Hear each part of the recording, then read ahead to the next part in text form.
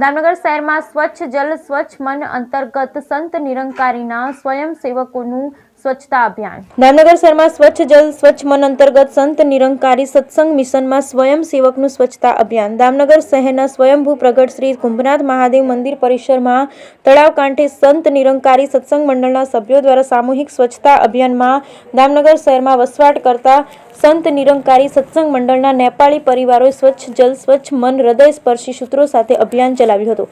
સંત નિરંકારી મિશનના સ્વયંસેવીઓ દ્વારા વહેલી સવારમાં વિશાળ તળાવ કાંઠે આપના હાથ જગન્નાથ મોટીના સંખ્યામાં સંત નિરંકારી સત્સંગ મંડળના સભ્યો દ્વારા સફાઈ અભિયાનથી ચકાચક સફાઈ કરાઈ હતી. સ્વચ્છ જલ સ્વચ્છ મનના સૂત્રને સાર્થક કરતી સફાઈ મુહિમમાં ખરેખર સુંદર સફાઈ કરી સુંદર સંદેશ આપ્યો હતો.